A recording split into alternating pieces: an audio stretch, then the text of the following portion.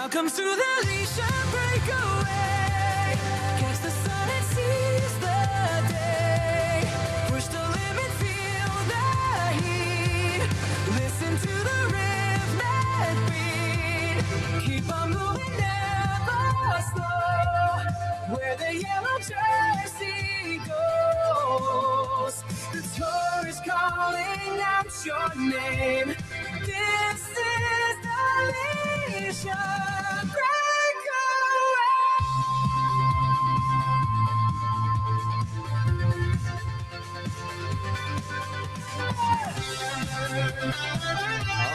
All right, welcome back to Cycling Men of Leisure's Leisure Breakaway. Today we're talking about stage 6 of the tour, which took us into the mountains for the first real showdown of this year's race, and it definitely did not disappoint. We got the big moments, the surprises, and everything you need to know from the unforgettable day in the Pyrenees. I'm Michael, and as always, my best friend across the internet up in Michigan, Adam. Welcome, welcome, welcome. I have an announcement. I actually was able to watch a little bit of it at work today. I'm excited. I got something cool to talk about. But I thought you'd been watching it the whole time. I can't watch it work. They got me locked down. You know, I work for the government, right? It's called a cell phone. It's in your pocket. You pull it out and you watch. True. Okay. Now, hold on. I thought you ran the show over there. Apparently, I'm wrong. That's the problem. they got me locked down. All kidding aside, once Tour de France accepted Road Adventures Cycling Men of Leisure to be able to share, it opened up a thread, and I'm really hoping nobody from work is listening to this. And I was able to watch. And let me just tell you, I don't want to steal your thunder because I know this is a great project and you are taking the lead on this one, which I'm enjoying sitting back watching the fruits of your labor. But let me just say, we have some beautiful, wonderful friends in Georgia. You and I went close to 40 miles an hour, but 107 kilometers an hour, or what is 63 miles an hour? Holy beep. But anyways, I don't want to steal your thunder, but let me just tell you, watching that chain going up and down like that, not me, musta. No. All right. I totally agree with you. That was just insane. Today was an interesting day. They started out in Po. They finished in Gavani, distance of 186.2 kilometers, which for us Americans, that's 115.7 miles. They gained 4,100 meters. And this is what blows my mind. That's 13,450 feet. And they did that in one day. And when you and I do like rag or ragbri, or I guess that's about it. But we do that in a week. Yeah, or we do 4,100 feet in a day. Right. Not meters, just feet. Right. So, yeah, it's crazy. Especially when you think about Pikes Peak, 14,115 feet. So they almost went all the way up Pikes Peak today. Wow. I mean, as far as climb. Clearly, they were going over some probably steeper things than that. But anyway, this was a high mountain summit finish. The average temperature, 33 degrees Celsius. That's 91 degrees Fahrenheit. Very hot conditions again today. I mean, this weather is not giving them any breaks. It was a very interesting stage. As you know, the big stage winner was Tadej. Or maybe you didn't know. I don't know how much you saw, but I searched when I got home for a nice summary. It was incredible. He attacked on the Col du Tourmalet, which was the big mountain today. It blew everybody's mind. He was like 5 kilometers from the top, and him and Del Toro Well, Del Toro took off, actually. Toddy got right in behind him because right as they start breaking away, Del Toro looks behind to make sure that Toddy is right behind him. And they just attacked, and no one was expecting an attack that far from the top. And Del Toro just pulled him up the hill. Not that he wasn't cycling, but together, just blew everybody away. And then coming down, Toddy produced one of the fastest ascents ever recorded on this climb. And I think it was like 74 miles an hour. That's just nuts. Now, you and I have talked about it. There has been a couple of rides downhill where we've managed to get in the high 40s, close to 50, if I remember correctly. I think you're absolutely correct. And those couple of times, very few, but those couple of times, I know me, I won't speak for you. I was holding on. I'm scanning the road for any little teeny pebble because I'm like, you know what? At this speed, say at 47, 48 miles per hour, at this speed, I hit just something, little teeny thing wrong. I'm fracturing 2 clavicles and probably getting a nice couple weeks in the hospital. It's scary. I cannot imagine going 70 miles an hour on a bicycle. And when I look at the mountains and the hills that we've done, mountains in Georgia, hills in Iowa, I go, you go off, you're going to tumble a ways, but, there will be a cornfield or something. There is some of these things where it's literally almost straight down. And the only thing that's going to stop you is the road as it hooks back around, 100 to 150 yards down, basically straight. So hats off to those guys. Let me tell you something. When we did that in Georgia, I believe it was the year we had 43 team members, and forgive me, I don't know exactly where. I should have been prepared before the show. I could have went on Strava and found it, but all I know is my wife would be at home, and she said she would watch the rides. And of course, what did Strava do? It said top speed. I think it was 43, 44. I don't want to be dishonest. Okay. I'm not sure what it was, but all I know is I got a call, and it said, hey, when you're not around your friends, give me a call. Now, I don't know about in your marriage, but I'm willing to be honest. Not a good thing. No, never. If your wife ever says, call me when you're not around your friends, right away it's like, uh-oh. And you know what my answer is? Sorry, all my friends are here. Can't break away. Yeah, that would have been smarter. So we went to town that night. We went out to dinner, and I said, hey, I'm going to step outside and call my wife. And you said, okay, no problem. And I called her, and she said, what were you doing? I said, what do you mean? And she said, what do you think's going to happen to you with a little plastic helmet on and a stupid brim on your head at 43 miles an hour or whatever it was? And I said, oh, honey, I was being safe. And she said, oh, yeah?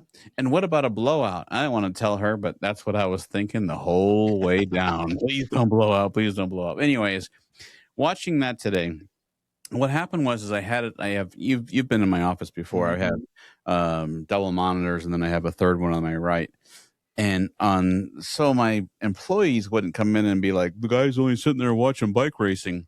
I put it on the monitor where my employees couldn't see. And so I was kind of working on a project, and I looked up, and all I saw was the chase car. What do they call the cars? The mechanic car? Oh, yeah. Mechanic car. Oh my gosh. 107 kilometers or whatever. And I'm like, why are they showing that? And then the camera went up, and I was like, oh my gosh. So that's crazy, man. Crazy. But it was incredible. I mean, you just see the technical skill, and you think going down the hill, it's like, well, there's nothing technical about. No, that is very technical, and at those speeds, it is extremely technical.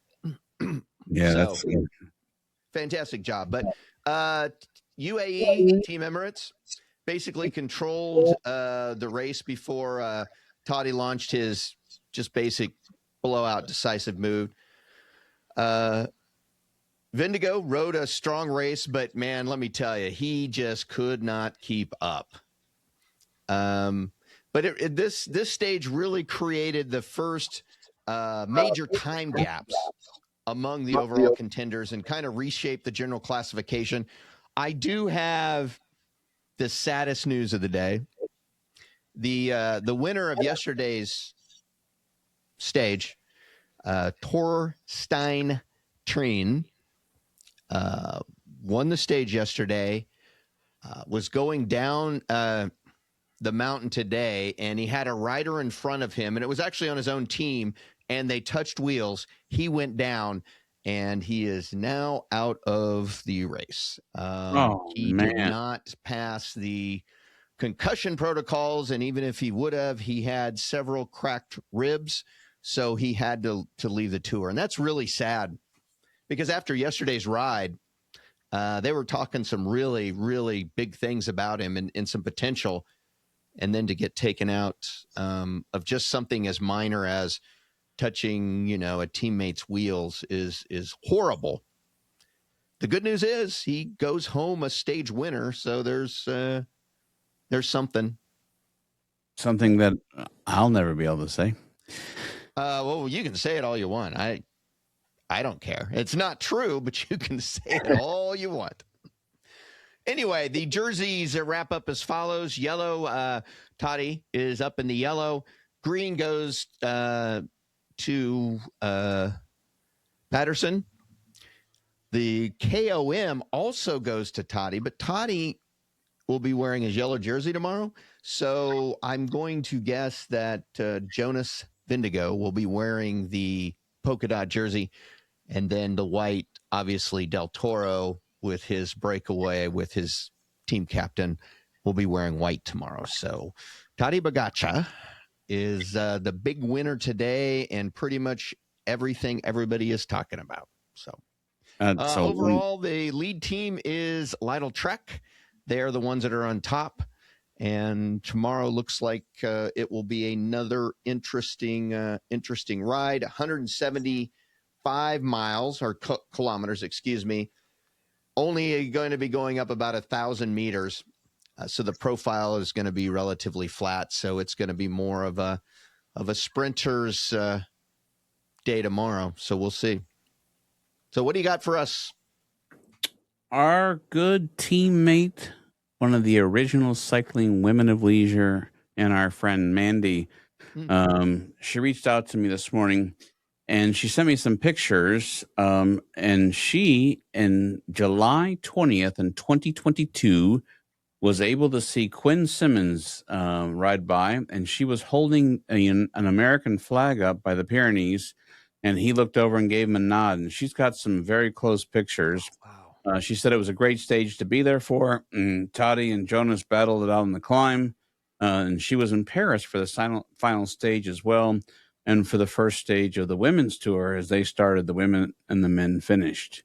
It was the women's first tour after 20-plus year hiatus, and that's why they started them the same day as the finish. So there was a huge crowd. So, Mandy, thank you so much for reaching out to us and sending the pictures. It was really sweet. I'll have to send them to you, Michael. Yeah, that's really cool. There's so few American cyclists that it's neat when one of them does well, or you've got a cool story about them.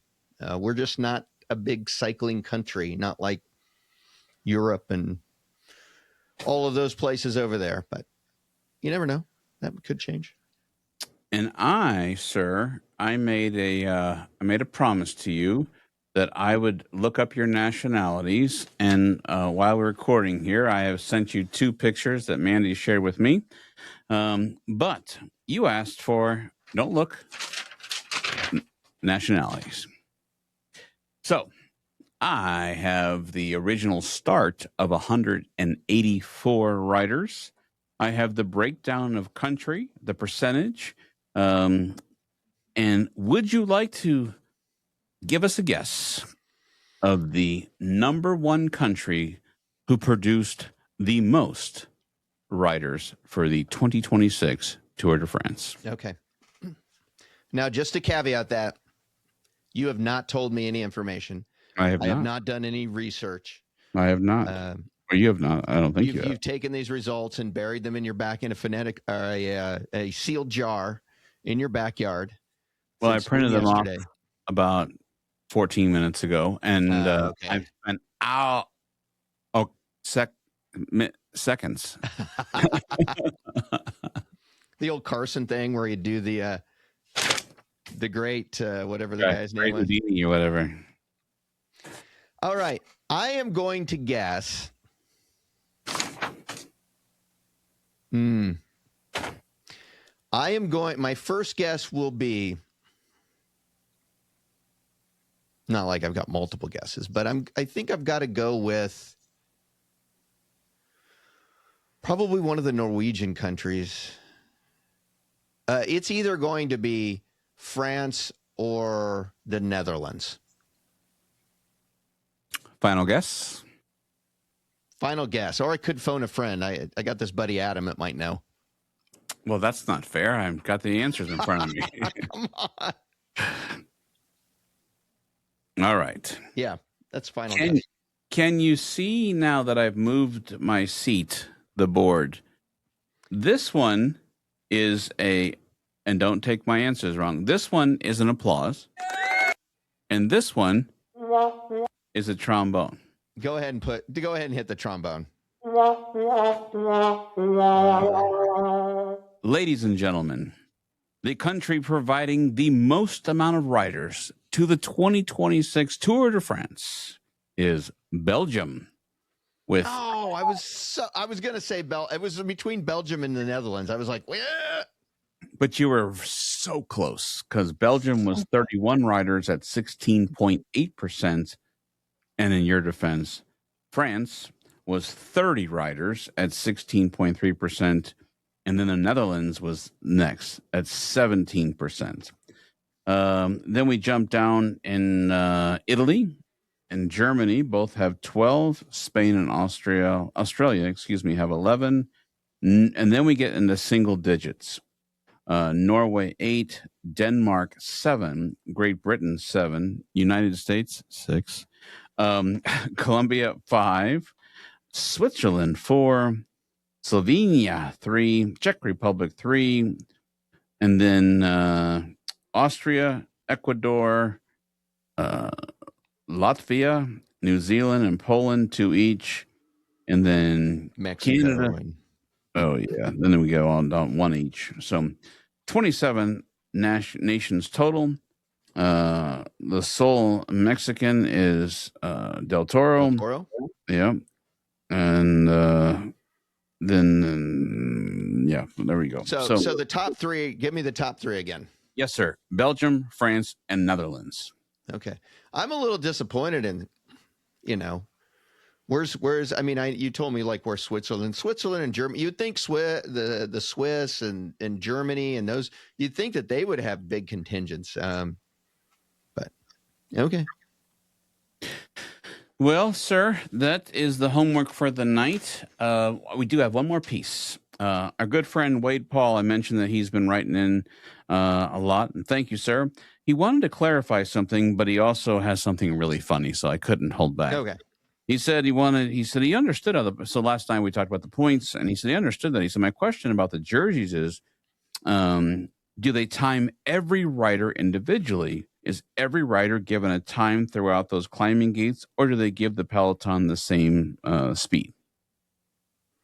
As I understand it, basically, there's going to be like 4, 5, 6, whatever they determine is like the point riders, meaning that on the KOM, if you go through that gate and you're one of those top 4, 5, 6 riders, they have a designated number of points. You will say you're the third rider through on the King of the Mountain at that particular point, and say that's 4 points. You get 4 points. Once that number of riders goes through, at that point it doesn't matter. Okay. No more points left to give out. It's just like the intermediate sprints and things like that. They say, we're going to, top 3 riders are going to get, points, and they race it out, and those top 3 riders get the points. And then after that, there's no points to give, so they don't worry about it. So they don't worry about all the other people there. They're just they're looking at the places, and they determine, we've got 3 places or 4 places or 5 places or 10 places. Wherever the points are, once those points are gone, then you move on. Okay. So The peloton itself would not receive anything on a king of a mountain. It would just be the lead people that make it through that gate. Well, he wants to finish with a comment, and I could not hold back. He said, Toddy is a beast. And it says, reminds me of myself on Ragbri.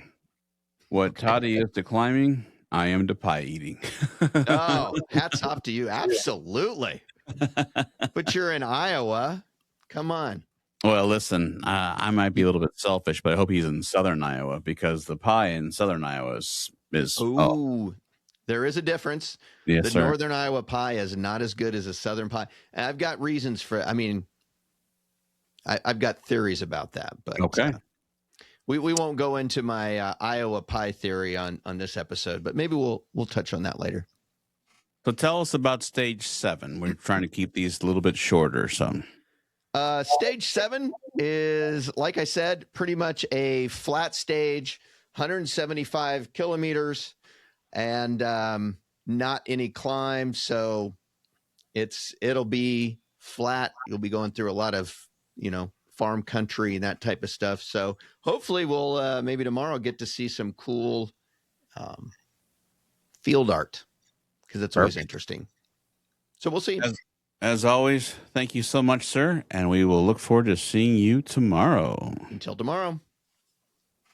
Welcome to the Leisure Breakaway. Catch the sun and seize the day. Push the limit, feel the heat. Listen to the rhythm beat. Keep on moving, never slow. Where the yellow jersey goes. The tour is calling out your name. This is the